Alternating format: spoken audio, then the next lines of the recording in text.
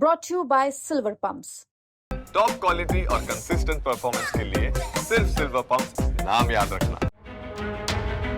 अपने आप को लोक गायिका कहने वाली नेहा सिंह राठौर को लेकर इस वक्त पूरे देश में नई बहस छिड़ी हुई है।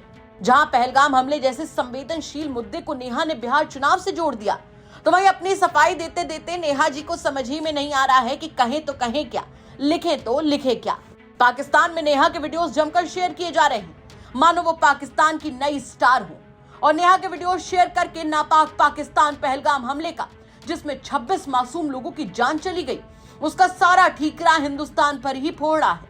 कहना गलत नहीं होगा कि नेहा ने थाली में सजाकर बैठे बिठाए एक मुद्दा पाकिस्तान के हाथों में दे दिया है। वहीं नेहा की इस हरकत से पूरे देश में गुस्सा देखने को मिल रहा है, जिसके चलते ही लखनऊ के हजरतगंज में कवि अभय सिंह ने नेहा के खिलाफ एफआईआर दर्ज करवा दी। लेकिन मैडम इसका ठीकरा भी मोदी सरकार पर ही फोड़ रही हैं।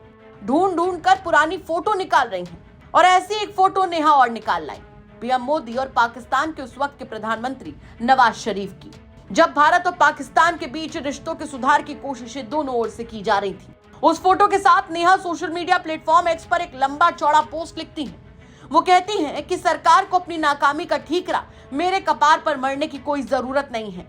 पहलगाम हमले के जवाब में अब तक सरकार ने क्या किया? मेरे ऊपर एफआईआर। अरे दम है तो जाइए, आतंकवादियों के सिर लेकर आइए। जैसे लोकतंत्र में एक एक वोट जरूरी होता है, वैसे ही एक एक सवाल भी जरूरी होता है।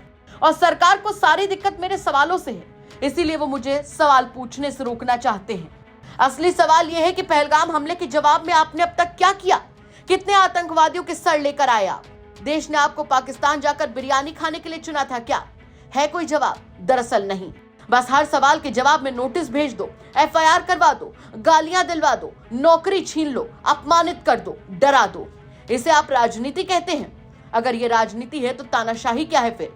मैं इस देश की जनता से पूछना चाहती हूँ, क्या यही पाने के लिए आपने वोट दिया था कि सवाल पूछने पर आपको देशद्रोही और गद्दार कह दिया जाए?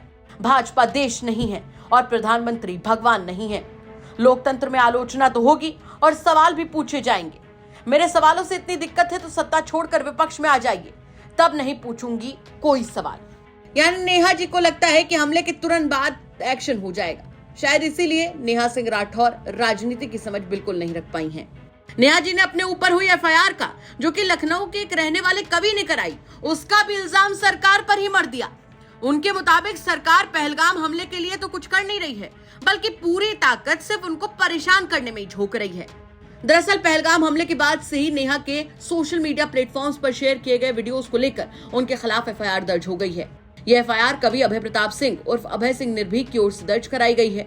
एफआईआर में कहा गया है कि नेहा सिंह राठौर ने अपने ट्विटर हैंडल से कई आपत्तिजनक पोस्ट किए, जिनमें राष्ट्रीय अखंडता पर प्रतिकूल प्रभाव डालने की कोशिश की गई और धर्म और जाति के आधार पर एक दूसरे समुदाय के खिलाफ अपराध को उकसाने की कोशिश की गई।